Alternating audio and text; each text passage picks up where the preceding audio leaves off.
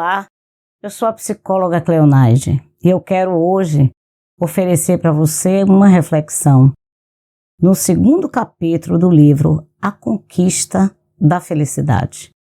E hoje eu vou estar focando mais no segundo capítulo do livro, quando ele aborda quais são as causas da felicidade. Você se considera uma pessoa feliz? Você conhece alguém que tem uma alegria que independe das circunstâncias?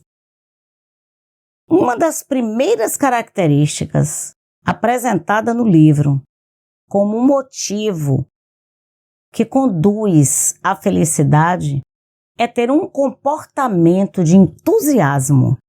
A primeira característica que uma pessoa que quer no longo de uma vida ser considerada, feliz, é ser a cada dia alguém comprometido com o entusiasmo, que é esse interesse cada vez maior por uma ampla e possível áreas de alegria e de contentamento.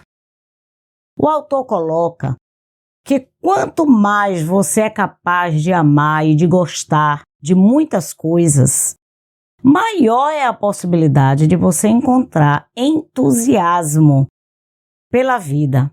Suas reações às coisas e às pessoas, na medida do possível, ela deve ser amistosa e não hostil.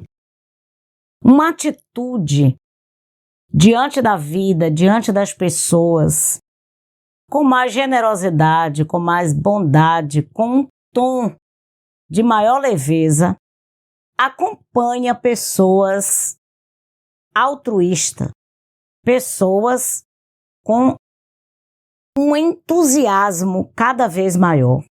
Se lhe falta uma das coisas, sempre poderá correr para outras.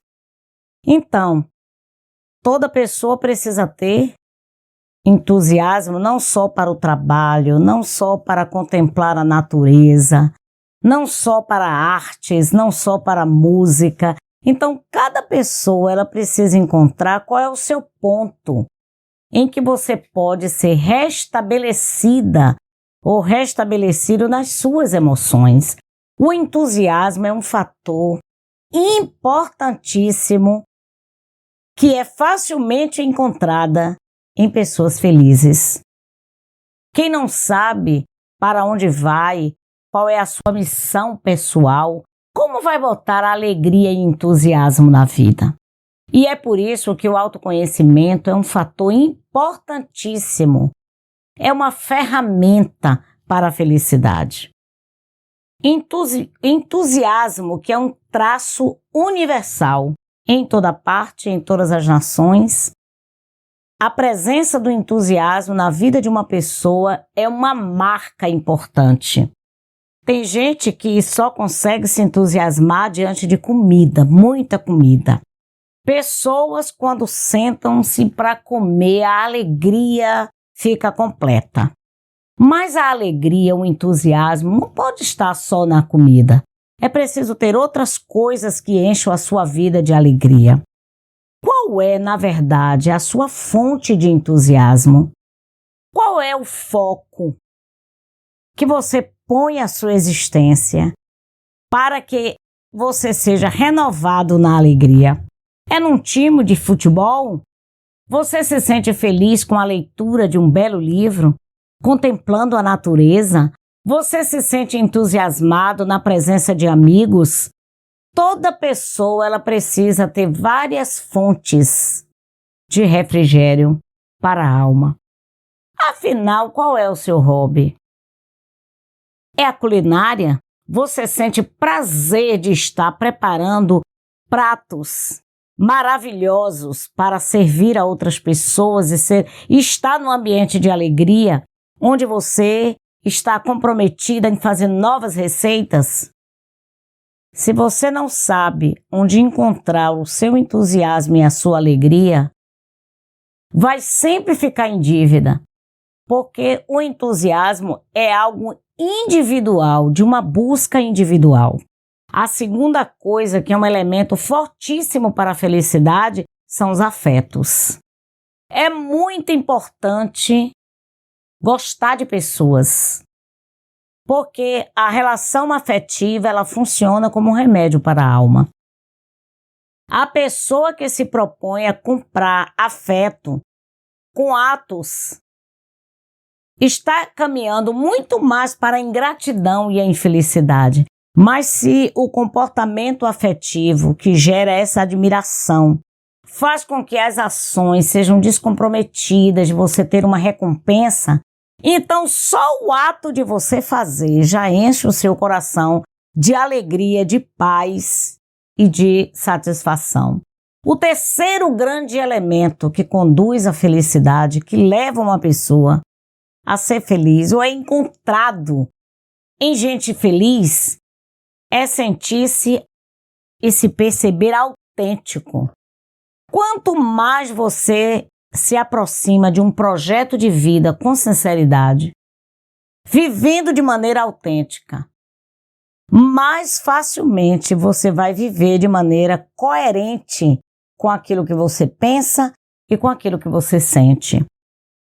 Minimiza por demais as dores da alma quando você se encontra com uma relação consigo mesmo de maneira autêntica.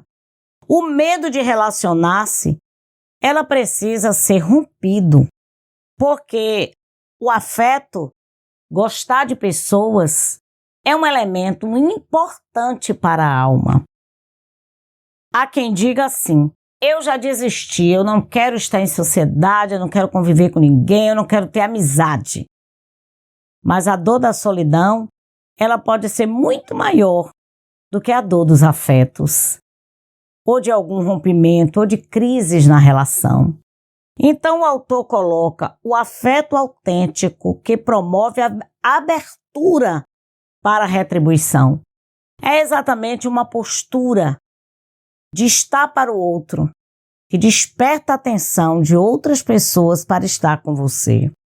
Um outro elemento que ele pontua de maneira assim muito forte é a família. É preciso fazer as pazes com a relação afetiva familiar. A base familiar é naturalmente o fato de que os pais sentem um tipo de afeto especial pelos filhos, diferente do que sente entre si ou pelas outras pessoas. Todo ser humano, ele precisa conhecer a sua história. Ele precisa conhecer a sua origem e tudo aquilo que envolve a sua história, para que tenha assim a oportunidade de abrir mão das mágoas, das dores e encontrar um ponto de equilíbrio. E quando eu falo sobre um ponto de equilíbrio, não estou falando de relações perfeitas, mas eu estou falando de relações conciliadas, de aceitação.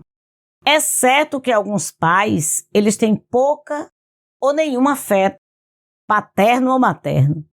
Não é verdade que toda família é um laço de amor. Não é verdade que toda mãe gosta de seu filho. Não é verdade que todo pai é amoroso. Agora, é verdade que todos nós precisamos, de algum modo, fazer as pazes com a nossa história. Porque é essa atitude de quietude e de aceitação em relação à sua história que inicia um processo que gera felicidade.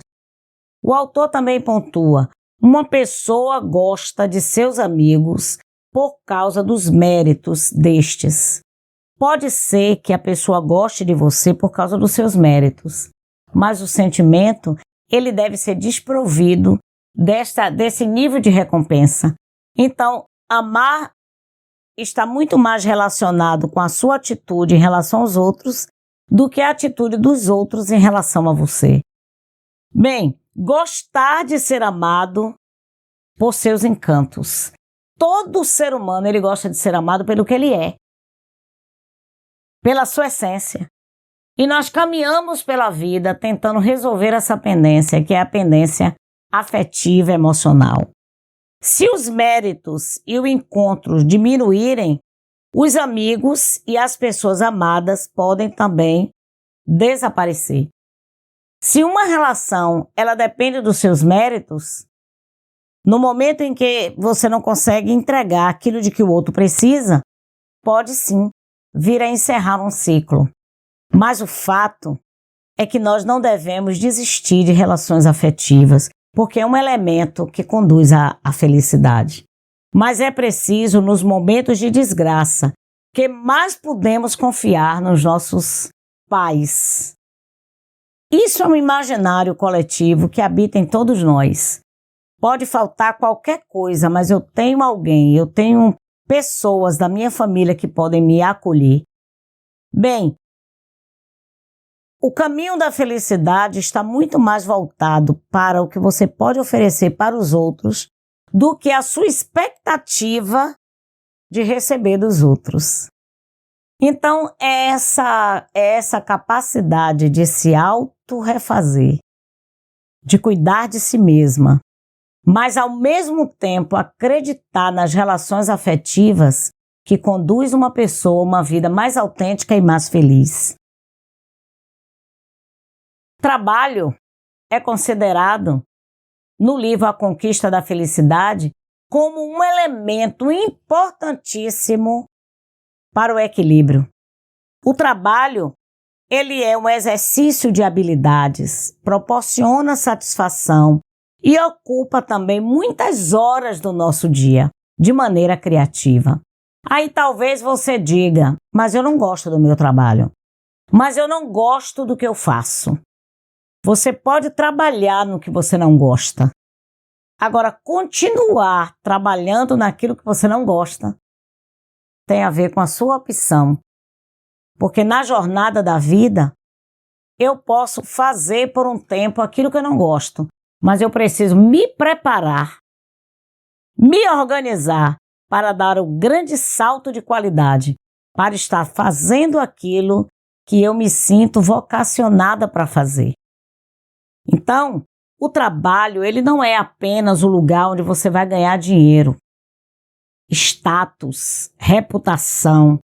Sem autorrespeito, a felicidade é praticamente impossível, diz o autor na página 151. Se não há um autorrespeito, se não há um cuidado para consigo mesmo, o caminho da felicidade, ele se torna cada vez mais distante. Então eu volto a repetir o que foi pontuado pelo autor. O trabalho é um elemento importante para a felicidade. Então, se naquele ambiente de trabalho ele não é adequado à sua presença, isso significa que você precisa gerar mais energia para construir a posição, o lugar, o ofício que você deseja se tornar ou conquistar. O quinto elemento é que todos nós precisamos ter interesses, permitir a mente esvaziar-se um pouco para que os pensamentos amadureçam paulatinamente a sua sabedoria. Se alguém não é capaz de diminuir a pressão sobre a mente e aquietar-se, e nesse momento de quietude, você amadurecer a sua sabedoria, como você vai estacionar na alegria? Porque a alegria, ela não é algo que você vai chegar sem esforço. Toda conquista resulta de um processo contínuo de amadurecimento. Amadurecimento como pessoa, amadurecimento profissional, amadurecimento nas relações interpessoais, e tudo isso vai depender de um elemento importante, o autoconhecimento. Círculo vicioso. Quanto mais cansada se acha uma pessoa, menos interesse ela terá pelas coisas exteriores. E ao diminuir seu interesse, diminui igualmente o alívio de tais coisas que propiciam o bem-estar. Às vezes a pessoa acha que ela está infeliz, mas na verdade ela está muito cansada, fadigada, trabalhando muito tempo naquilo que não gosta.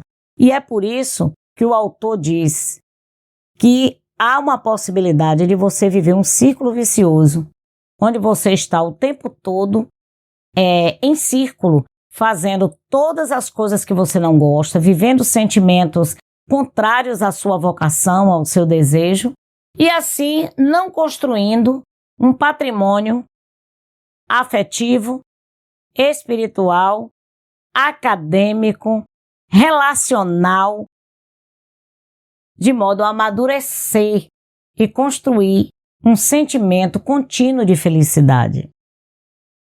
Ocupado com outros pensamentos. A pessoa capaz de esquecer seu trabalho ao término do expediente e de não voltar a pensar nele, senão no dia seguinte. Aí o autor do livro A Conquista da Felicidade, ele nos ensina a administrar de maneira adequada o nosso tempo. Então, se estamos no trabalho, é preciso que a energia esteja focada no trabalho.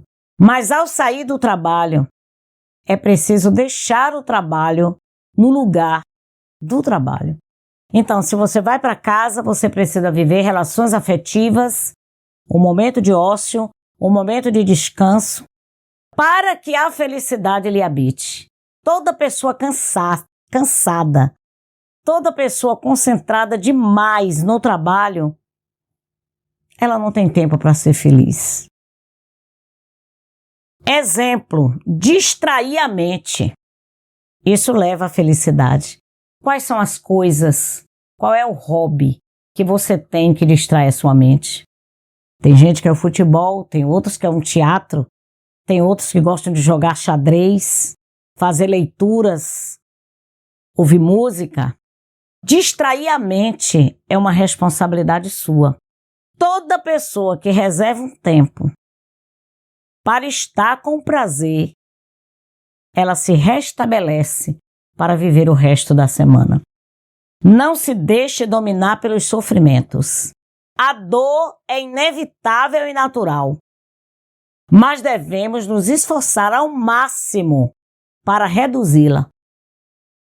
É puro sentimentalismo pretender extrair da desgraça, das misérias, das adversidades, como fazem alguns, até a última gota do sofrimento.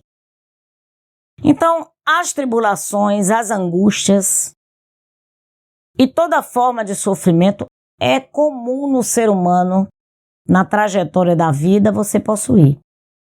Agora, você estacionar na dor e viver apenas através da dor, a felicidade não tem tempo para lhe habitar, segundo o autor. Para suportar bem as adversidades, quando ela apresenta, convém havermos cultivado em tempos mais felizes uma variedade de refúgio em que enche a sua mente de paz, de alegria e de contentamento. Eu costumo no consultório perguntar a um paciente: o que você faz para quietar a sua mente? Qual é o recurso que você utiliza para descansar o seu corpo? Como você administra o seu tempo de ócio? E boa parte das pessoas que chegam adoecidas no atendimento tem por trás um comportamento de distração em relação à sua vida pessoal e aquilo que lhe dá alegria e aquilo que lhe dá prazer. Outra coisa que ele apresenta, que é a sexta coisa, é o esforço e a resignação. Homem ou mulher que queira ser feliz precisa encontrar maneiras de enfrentar as múltiplas causas de infelicidade que assedia qualquer pessoa. O momento de adversidade, de sofrimento, de dor é comum a todos. Mas aquele que tem sabedoria, aquele que adquire conhecimento, ele vai botar esforço e ele vai ser resignado. Para quê? Para que ele não estacione na dor. Ao contrário, essa pessoa vai encontrar uma maneira de ressignificar o seu sofrimento e continuar caminhando pela vida buscando momentos de alegria e de contentamento. A felicidade precisa ser uma conquista e não uma dádiva. A paz, o gozo, ela precisa ser buscado com atenção.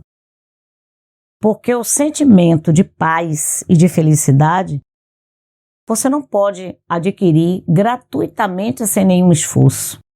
É preciso que haja um comprometimento, um compromisso consigo mesmo. O autor também diz o seguinte: o desejo de poder. Uns desejam poder sobre as ações dos demais, outros desejam poder sobre os seus pensamentos e outros ainda sobre as suas emoções. Alguns desejam mudar o ambiente material, outros desejam a sensação de poder derivado da superioridade intelectual. Afinal, aonde é que está a sua sede de poder? Porque se a sua sede de poder ela não é identificada, ela se torna um foco principal e você deixa de encontrar-se com a felicidade. Então, a relação de poder e o lugar onde você bota o centro da sua vida é o caminho ou não para você encontrar a felicidade. Identifique qual é a sua zona de poder.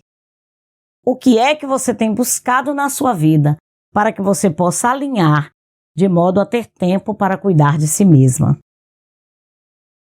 Desse modo, o nível de exigência. Como tem sido o seu nível de exigência? Qual é o seu padrão para a felicidade? Coisas indispensáveis para a felicidade da maioria das pessoas, mas são coisas simples. A comida, a casa, a moradia, a saúde, o amor, o trabalho satisfatório, o respeito dos outros, o respeito por si mesmo. Tudo isso são elementos importantes, mas o lugar da felicidade não é fora de você, mas é dentro de você, numa busca constante pelo equilíbrio, pelo controle do ego, pelo controle das ambições e pelo desejo de poder. O ego inflável é aquele ego em que você está o tempo todo tentando encontrar resposta no outro. Onde você vai ser homenageado, você espera ser reconhecido, aplaudido, tudo isso de fora para dentro. A felicidade é um caminho interno, que não depende de dinheiro, não depende de estar num padrão X ou Y. Ele diz que o caminho da felicidade é um caminho do autoconhecimento, é um caminho que tem a ver com coisas simples da vida. Então hoje eu tratei com você no livro A Conquista da Felicidade e ele apresenta como causas que podem levar uma pessoa a ter uma vida em equilíbrio e feliz desenvolver cada vez mais a capacidade de entusiasmar-se, buscar afetos sinceros, pessoas admiráveis e você ser uma pessoa em que você encontrou um ponto de equilíbrio de autoconhecimento interno, desenvolver a habilidade de aceitação em relação aos laços fraternos, familiares, de modo a você conhecer a sua história, respeitar a sua história e fazer a transição da história da vida familiar para a história que você deseja se tornar. Encontrar no ambiente de trabalho vocação, alegria. E para tanto, você pode suportar um trabalho que você não tenha prazer, mas você também pode construir um trabalho, uma história profissional, uma história de vida, de acordo com aquilo que você projetou para a sua existência. Buscar ter muitas formas de interesses que enchem a sua vida de alegria. Então eu quero lhe convidar a, nesta semana, colocar sobre a mesa um momento de reflexão. Como tem andado os meus sentimentos? Qual é a minha percepção de alegria a respeito da minha existência? Busque em todo o tempo o caminho da felicidade. Um grande abraço para você.